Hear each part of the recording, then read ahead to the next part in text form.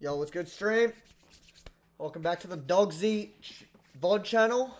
Today we're going to be reacting about most loved versus most hated spells in Clash Royale history, featuring the one and only Hendog. Hendog? Oh. Yo, it's Hen.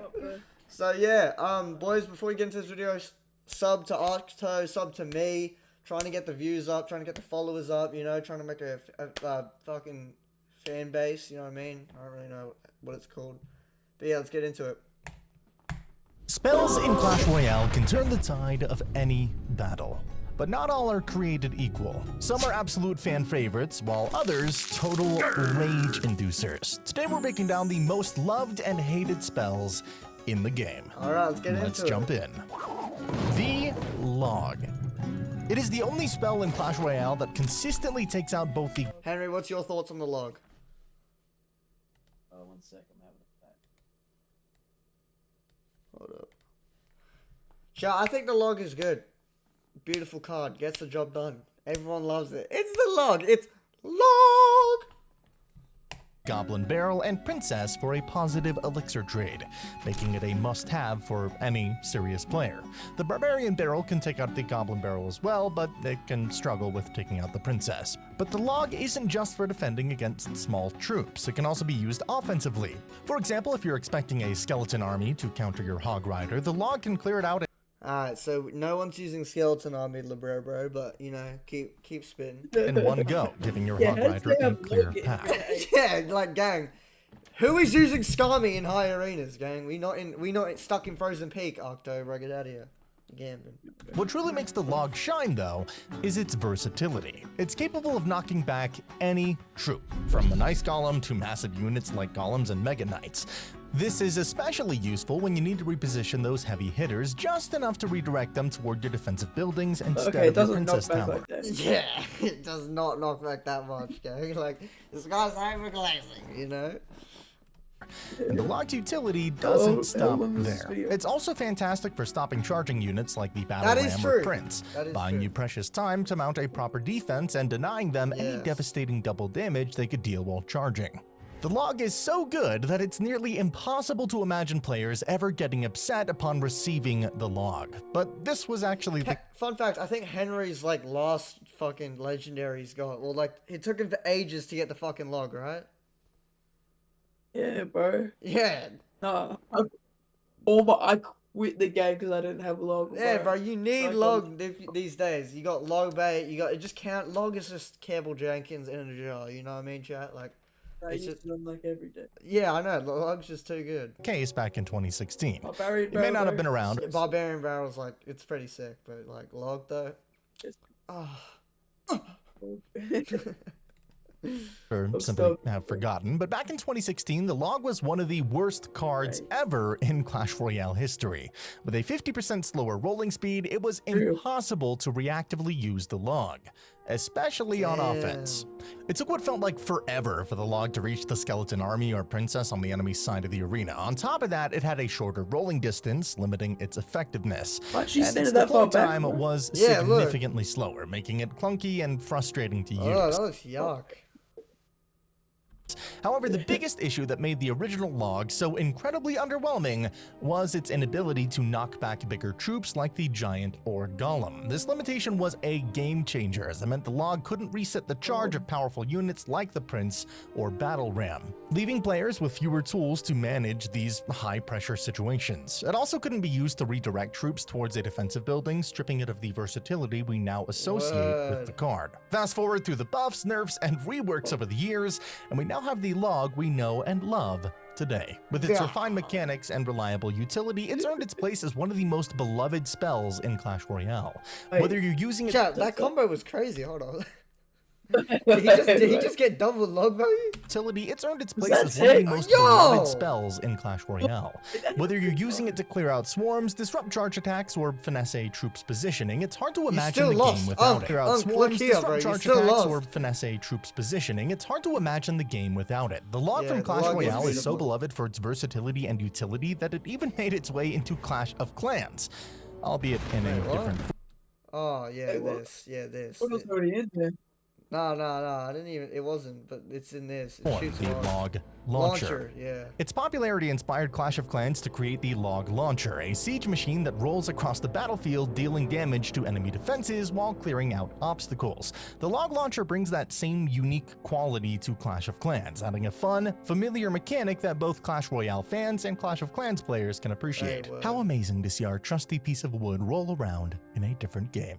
Though a spell that existed in Clash of Clans to begin with is the freeze spell, and let's be real, every single one of you, at least if you've played Clash Royale much at all, which if you don't, I don't know why you're here, but welcome, has at least lost one game to a freeze spell your opponent kept hidden for 3 agonizing minutes, only to drop it at the perfect moment.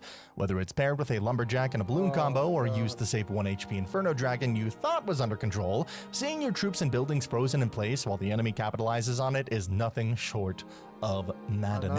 And don't even try to defend it, calling it high risk, high reward. Sure, I get it. Freezing my defenses gives me a chance to build a bigger push. And yeah, I understand that if they slightly mistime their freeze, it could result in a 4 elixir blunder that practically hands me the game. But guess what? I don't care. None of those occasional wins from a poorly timed freeze feel remotely as satisfying as the pure frustration of losing a game because of one perfectly executed freeze spell. Look at that. It's like those moments when everything's going your way and then, bam. Your tower's gone and you're left staring at the screen in disbelief. Every victory. Pardon? This kid does not have a building in his day. It's a phoenix in a bag. Chat. If you hate the freeze, type fuck the freeze. We're gonna get a campaign going. Freeze is a dog shit card. I hate it. It shouldn't exist. Yeah.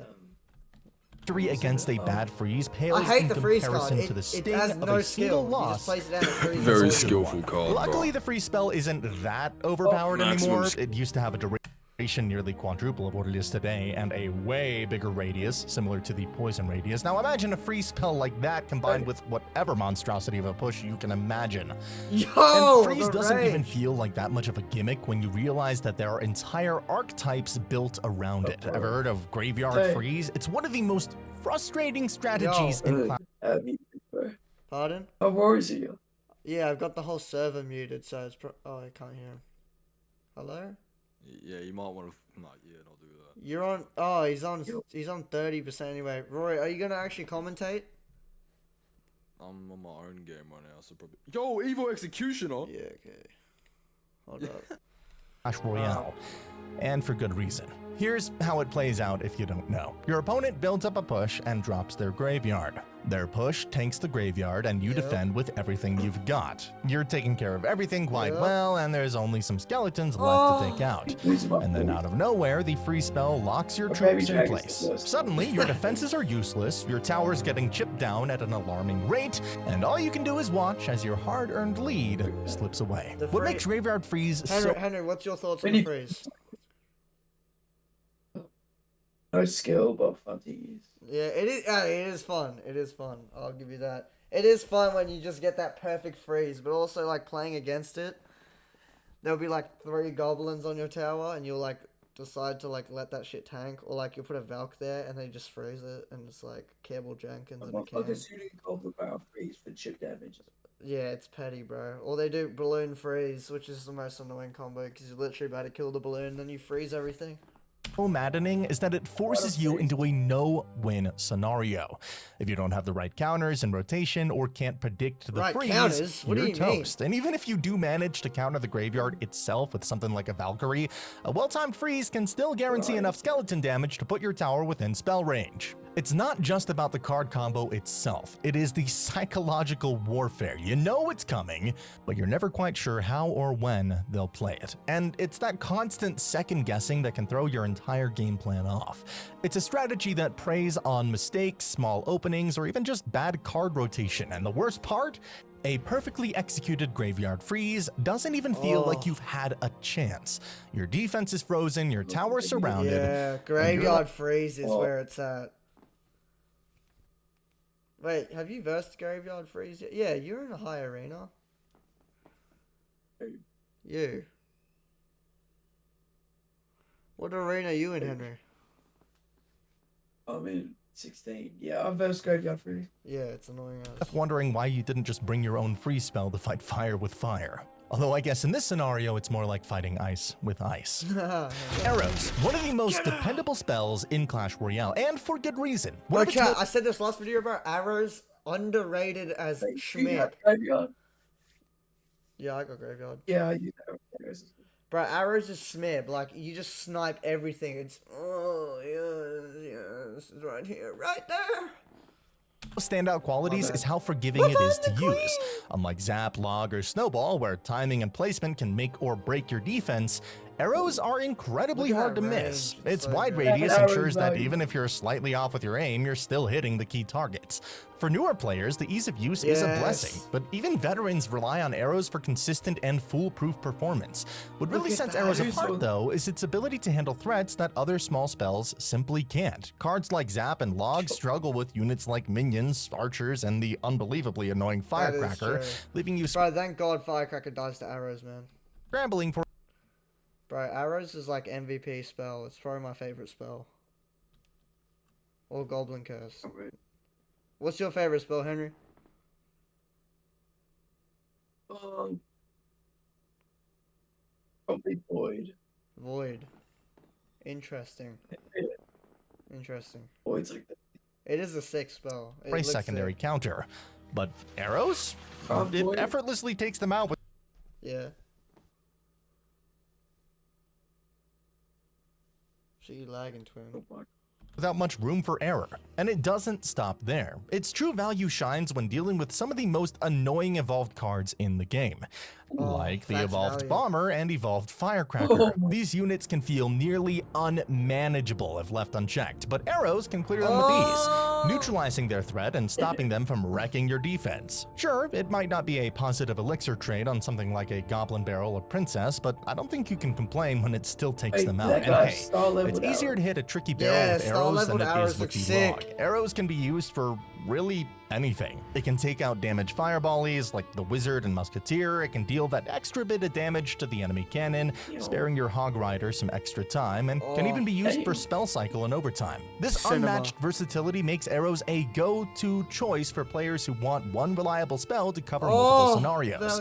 It's not just about handling swarms or picking off squishy backline troops. It's about peace of mind, knowing that no matter what your opponent throws at you, arrows have your back. Arrows remain a card that players can always count on. And something I hope I can rely on is you subscribe. Who can always change your mind. Unfortunately rely on as their second win condition is the Rocket. This 6 elixir spell deals massive damage in a small radius, making it a devastating tool in the right hands. But also one of the most frustrating cards to face. It's bad enough when your opponent uses it to strategically take out key units, but things get much worse when you hit double or triple elixir and your opponent realizes they can't break through with their X-Bow. So what do they do instead? They start chucking rockets directly at your tower, and guess what? You can't defend against it. How fun is that? Watching your tower's health slowly chip away, knowing that there's nothing. Whoa, why does the golem have a collar on? Kinky ass. Look at that. What the fuck? How fun is that? Watching your tower's health slowly bro, chip away. He gotta be in the VR chat, man. That there's nothing for real, bro. Look at that freaky ass. Look at it. He's got a collar on. Ew, you can do to stop it. That's peak Clash Royale frustration. But that's not the only time Rocket might ruin your day. Imagine you start the match by cycling a Wizard or Sparky in the back, thinking that it's safe and a solid opening play. Big mistake. Before you know it, here comes the Rocket, zooming across the arena to not only obliterate your troop, but also deal a brutal 500 damage to your tower in the process. It's a double whammy that is hard to recover from, especially when you realize that you basically who's stacking troops like that? Like, get out of here, bro. Handed your opponent some free damage onto your tower. The Rocket isn't just a card, it is a psychological weapon. Its ability to punish you for playing your support troops too early or for trying to top best feelings in this world is a monk deflection. build a push is what makes it so infuriating. Combine that with its undodgeable nature and the lack of counterplay when it's aimed at your tower, and it's easy to see why the Rocket is a card that is frowned upon by many players. That's beautiful! A spell so iconic deck, it's practically a symbol of Clash Royale itself. From its very launch, Zap has been a go-to choice for players of all skill levels. It's quick, efficient, and incredibly satisfying to use. With a mere 2 elixir cost, it offers insane value by instantly clearing small swarms like it doesn't do that no more, gang. You can't zap goblins out. Skeleton Army Unk's capping out here. or bats, resetting Inferno Dragon or Sparky's charge, Yeah, and that is even true. dealing a small but Zap is a good meaningful spell. chip damage to crown towers. I wouldn't say What's chip crazy damage. is that the Zap didn't have a reset ability on release. All the Zap did was deal some damage to smaller units. Yeah, but What's old truly Zap was way surprising better, about bro. Zap What? is that its iconic reset ability wasn't part of the card at launch. Yeah, when the I game know. first came out, Zap was far simpler. It only dealt damage to smaller units and had no effect on targeting or charge mechanics. But the real beauty of The Zap stun lies in time. its ability to turn the tide of a match in an instant, dropping it Stun. at the perfect moment to reset a charging prince or to let your Hog Rider sneak in that extra hit is a feeling like no other. It's also one of the most versatile spells in the game, fitting seamlessly into He almost didn't even have to zap there. He could have just fucking skeletons. Why do you need zap for that? any deck archetype, be it cycle, control, or beatdown. While it might not pack the same destructive punch as other spells, Zap's reliability and speed make it an irreplaceable tool in a player's arsenal. Both Oh, the back and snowball forth and log skeletons take some around? time to travel, God. which makes Zap the perfect option when you need to quickly clear the skeleton army from your win condition. It is the perfect blend of simplicity and utility that has cemented Zap as one of the most loved spells in the game. When the Zap evolution was first introduced, it quickly Goofy became ass clear that it was musketeer, man. way too strong for its own good. As we discussed, Zap is designed as a simple, reliable spell to deal with swarms of smaller troops and reset We're already, targeting like, or charge halfway attacks through. of powerful Damn. units like Sparky or Inferno Tower. It's a quick, straightforward card that is easy to fit into almost any deck. What? However, the evolved Zap changed the game entirely. 3 zaps was too broken. Yeah. Bro, you used to have 3 zaps, Henry. Instead Isn't of that two. Evo's in? Yeah, instead of 2, it used to be 3. With its 3 waves of damage, it could wipe out units that would normally survive a regular Zap, including things like Magic Archer What? or other higher It could health kill support Magic troops. Archer? Not only did it have 3 waves, the second and third wave had a much bigger radius as well. Players soon found out that it was no longer just for resetting troops or dealing with swarms. It had become a tool for taking out dangerous, high-value troops that were previously no match for the Zap. Dang! This shift in what? purpose made the evolved Zap feel overpowered, as it now had a wider range of utility than originally intended. While the original Zap was a great quick fix for Still specific missed. situations, the evolved bad version Zap. often led to frustrating moments where Hey. it could clear out valuable units. Yo, Yeah, TF Rory muted. yeah, because I'm doing this video.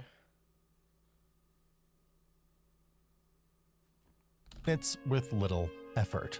By straying too far from its original role, the evolved Zap started to feel less like a balanced situational tool and more like a catch-all spell that could disrupt multiple aspects of gameplay. Players started to use it in situations that didn't match the intended purpose of the card, leading to a feeling that it was a bit too versatile and not as fair as its predecessor. got nerfed. Luckily, as I'm writing this script, the Zap now only has 2 waves of damage, making it a lot less threatening, making it a bad idea to use an evolved Zap on a Magic Archer or Mother Witch now. With these changes, I kind of feel like both Bullshit. Zap and the evolved Zap are one of the most loved spells in Clash Royale, except for you Sparky players out there. I'm sorry. Gobby! Uncle Gob! You know that sound. The Goblin Barrel is a card that rarely brings out the frustration Oh, in Clash yeah. Royale, and for some good reason. Barrel. It's one of those cards where no matter how well you think you're playing, it can still sneak some damage onto Yeah, the yeah. tower if you're not. Henry, skeleton barrel or goblin barrel? Skeleton Barrel. Damn, alright. Skeleton Barrel, so For a goblin barrel kind of aura there. That. Prepared. One of the main reasons people hate Goblin Barrel is that you almost always need to carry a small spell like Log, Zap, or Arrows in your deck. Otherwise, you're basically giving your opponent free damage. no, you The can't. problem with that is that even if you do have the right spell in your deck, the Goblin Barrel has a way of out-cycling you. Your opponent will cycle their cards in such a way that they'll be able to throw down the My barrel bad. just as you're low on elixir or don't have the right counter ready. You'll be stuck with nothing in hand, and by the time you get your small spell back, these goblins are already dealing damage to your tower. Alright, who wants It's some of like- this Johnson? Ah, yeah, stop, do the video. Stop. frustrating to deal with, especially wants some when of you this feel like content? you have the tools to stop it, but simply just can't get them in time. And that's not all. The Goblin Barrel also forces you to play in a reactive way. Instead of Yo, Trey, you guys know Jinx got top 200 in fucking Clash, bro? I thought this guy was like washed at games. Like he's low-key cracked. Top 200 is. I thought he's like top 5,000, but no, he's top 200. Also, chat, by the way, I think in a week's time, the new VR chat video will be done. It's featuring Hanold the Great. We're going to be highlighting our cringe moments and experiences from VR. We've got some good ones. Hey, Hanold, we got some bangers. What are you talking about? What are you talking about? What are you talking about? What are you talking about? What are you talking about? What are you talking about? Controlling the flow of the game, you're always on your Elite ball toes, knowledge waiting for the required. next barrel to come down. It's a card that demands constant attention, and any lapse in focus means that you'll be eating damage, even if you're doing everything right with the rest of your deck. It puts pressure on you like no other, making it feel like the Goblin Barrel has control over the match. Yeah, rather go than the barrel other way kinda around. him. None of this used to be a big issue at all. You might know, but the Goblin Barrel used to cost 4 elixir, and even dealt spawn damage that was enough to kill skeletons. What? 4 elixir and spawn damage. When was this? Bro, Goblin Barrel used to be like Vaughn, bro. What the fuck? 4 elixir, but it would have spawn damage? Oh, I that's suppose it was fucking somewhat crazy. similar to the Goblin Drill we know today. Being 4 elixir made it a lot easier to counter, as it couldn't be played as frequently. The zap back then also dealt enough damage One to fully shot. take out Goblin Barrels, Yeah. allowing for a positive elixir trade of 2. Pretty interesting. But of course, we can't talk about the Goblin Barrel without mentioning the infamous Tricky Barrel. This is when the Goblin Barrel is placed a bit off-center, either towards the corner or behind your Princess Tower, rather than directly on top. Chat, I think a successful tricky barrel is like top 10 feelings. Of it. Now, I'll admit, this Oh, yeah. one's partly on me. Sometimes I MK get landing on your distracted or tower. misjudge the Oh, timing, and I yeah, end up like, missing my demolishes log. it. Yeah, that's it. Or perfectly placed Valk. But that little mistake can let the goblin sneak in and deal some unexpected damage to my tower. I mean- And while that's incredibly frustrating already, things get even worse when they've got something tanking for the goblin barrel. And when that happens, those little goblins just get to keep stabbing. Also, guys, go follow Just Meat Pies on Twitch. His Twitch is back. He did get banned for some cables. I don't think it is, but No, it is. away at my tower. And that exact scenario is how I've ended up I'll have losing his more channel than a game in or the two. description. And I've only been tricked more since the introduction of the evolved goblin barrel, making me second guess every time I place my log yeah, I think I or did. arrows. In essence, the goblin barrel is hated not just for the damage it deals, but because it forces you to carry specific cards to counter it. And even then, it can often outcycle you or catch you off guard. It's the perfect example of a card that rewards precision and punishes mistakes. Something that, while fair, can feel incredibly frustrating when you can't always keep up with the fast-paced nature of it. Alright, I may have let some of my frustration out with the goblin barrel, and that slipped through earlier, but honestly, I can forgive it for all its annoying traits when I get into a 2v2 match, toss it on the king tower, mirror it, and then clone everything to watch the absolute chaos that follows. There's just something about that kind of madness that makes it all worth it. Now, let's talk about why the clone and mirror Electricity! Electrified! Zap! spells Sorry, my are bad. so loved. I'm combining them here because they're often used together in troll decks, and the results are nothing short of hilarious. But before we dive into the madness of mirror, let's Oh, no, focus that's on the clean. clone sport of That is hilarious. But before we dive into the madness of mirror, let's focus on the clone spell and what makes it so great. The clone spell is one of the most uniquely loved cards in Clash Royale, and for some good reasons. It embodies chaos, creativity, and jaw-dropping moments. hell? Unlike most spells, it doesn't deal damage or got you provide by utility testing. in the traditional sense. Instead, it doubles your forces, creating an army of cloned troops with a single tap. And while the clones have just 1 said about HP, that doesn't stop them from overwhelming opponents and pulling off some of the most satisfying plays in the game. What makes the clone spell so beloved is the sheer unpredictability it brings to the arena. You never know when your opponent is going to unleash it. turning a Oh, single push boy, into that's a a sick devastating play. tidal wave of troops. Watching didn't your even know golem or that. lava hound split into a horde of cloned copies that swarm the enemy's tower is nothing short of exhilarating. It's the kind of card that can turn a match around in an instant, Baby, taking I your haven't opponent got from it. comfortably defending to desperately trying to survive. Now, it's obviously not something that is reliable and will never be seen in top play, but I think that's why it's such a fun and loved card. It isn't good. And because of that, it feels so amazing and satisfying when you pull off a stupid play that absolutely just shouldn't work. The clone spell also has a certain fun factor that few other cards can match. It encourages creative deck building and unexpected Is that Kenny strategies, thing? making it a favorite for players who love experimenting. Pair it with cards like Balloon, Skeleton Barrel, or the Goblin Barrel we mentioned earlier, Yeah, and you've man. got yourself a recipe for some absolute Holy shit. mayhem. The mirror thrives on creating chaos, doubling the mayhem by letting you play the same card twice in a row. Range clone all the goblins. The Brisbane will take it down and. Bro, who is that? Who is that TikToker, bro? He like he Wouldn't fell it off. matter, bro? Subscribe or you will get. But it's fun. Yo! cheeky nature- Brisbane will take it down and. Who was that? Whoa, that's kind of bad, though. But its fun, cheeky nature took a frustrating turn when cards like the Phoenix and Goblin Machine were released. These cards were so strong right out of the gate that mirroring them wasn't just an option. It became a devastating strategy. The Phoenix, with its rebirthing mechanic and high damage output, was already tough to deal with, but when mirrored, Press the players add could friend send a button. second, higher-leveled Phoenix into battle, making it nearly impossible for opponents to keep up. It wasn't just double the trouble, it was double the dominance. Similarly, the Goblin Machine was a force to be reckoned with upon release. Its Yeah, tankiness and relentless spawning made it difficult to stop in the first place, but with the mirror, players could deploy another, stronger version right after. This created a wave of relentless pressure that punished even the Oh, shit, slightest can you hear misstep that? on defense. The mirror in these cases turned already overpowered cards into absolute nightmares. Instead of adding creative variety to the game, it became a tool this to guy's double fucking down on overleveled unbalanced as strategies. shit, While the guys. mirror is undeniably fun and clever in some fair scenarios, its ability to amplify the power of overtuned cards made it feel oppressive during That's these disgusting. metas. But when used for the Why is sake of this trolling, it has to be bastard one of the fucking- most unique and loved spells, if not cards, in Next Clash spell. Royale. What's it gonna With be? that said, one of the most frustrating spells to deal with Is it has to 40 Goblin be Barrel? the I Tornado. love this kid. This spell has an uncanny ability to ruin Tornado. your carefully planned pushes and make your defenses crumble. Its primary function of grouping troops together can feel outright infuriating when your opponent uses it to set up an easy King Tower activation, giving them a Wait, massive what, you can advantage King for the rest Tower of the match. activation with mini But P.E.K.K.A. it doesn't and Balloon.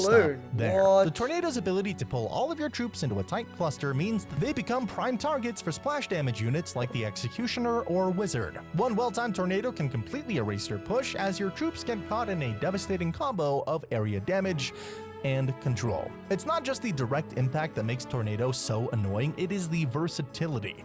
Whether your opponent is pulling a Hog Rider off course, redirecting a balloon, or setting Nah, up that's the perfect perfect synergy timing, with Chad. cards That's like so Baby hard Dragon to or do. Electro Dragon, the Tornado always seems to find a way to turn the tide of battle in the most frustrating of ways. And let's not forget just how devastating the Tornado can be when paired with cards like the Electro Giant or the evolved Electro Dragon. The synergy between these cards is downright brutal. The Tornado pulls all your troops together into a tight cluster, making them easy targets for the Electro Giant zap damage or the Electro Dragon's chain lightning.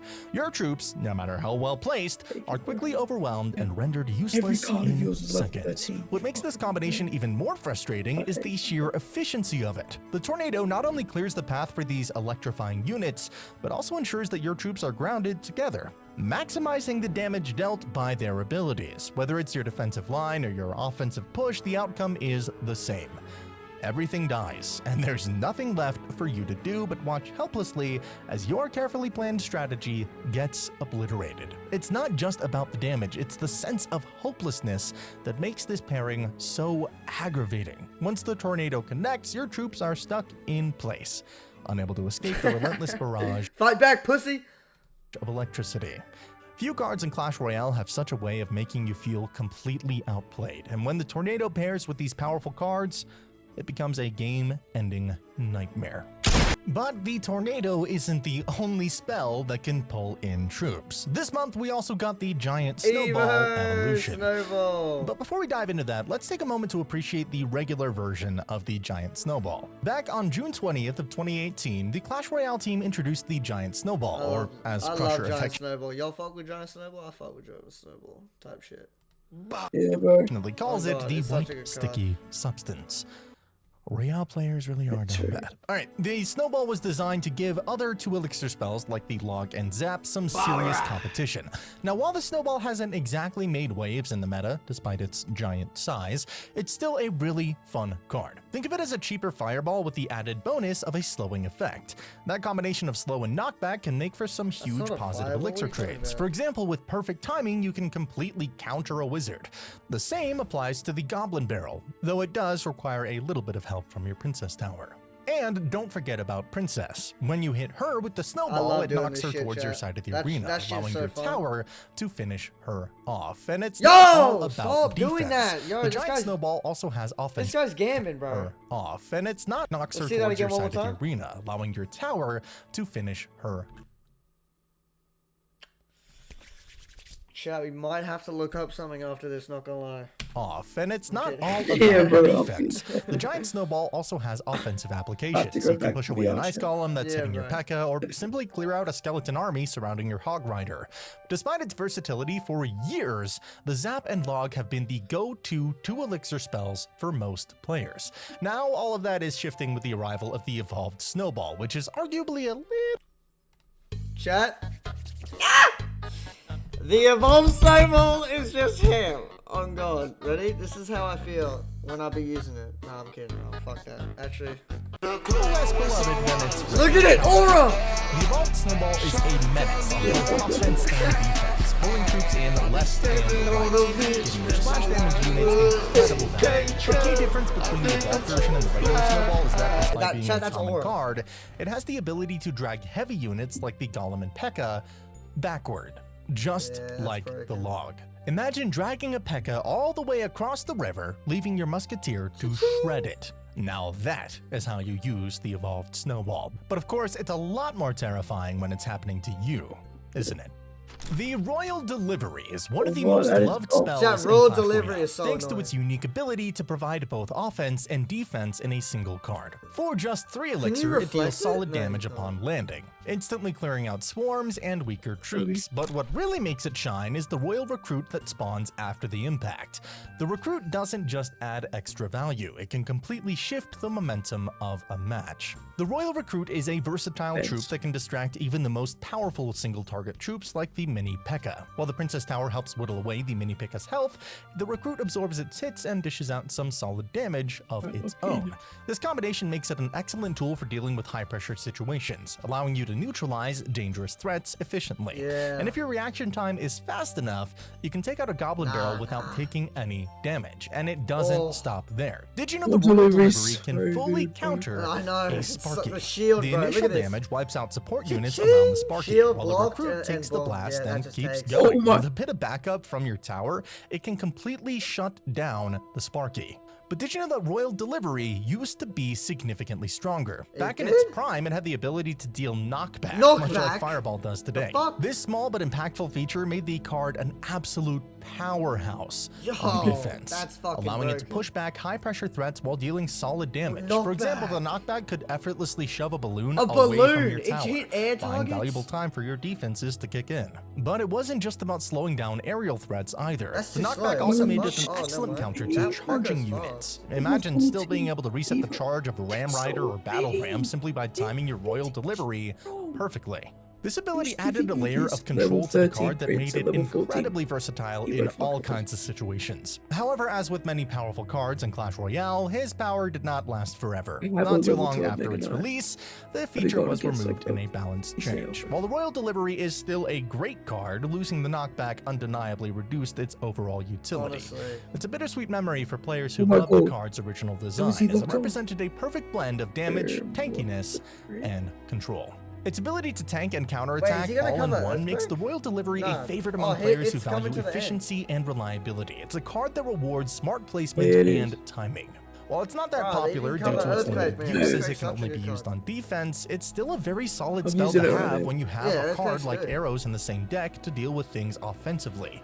Regardless though, whether you're dealing with a swarm, a tank, or a high damage threat, the Royal Delivery will at least provide you some value. Now, another card that Earthquake offers is some great pushing. value would be the Royal Hogs. These little piggies have shaken up the meta What? tremendously, and their Oh, history he's advertising his next one. Anyway, sub to Octo.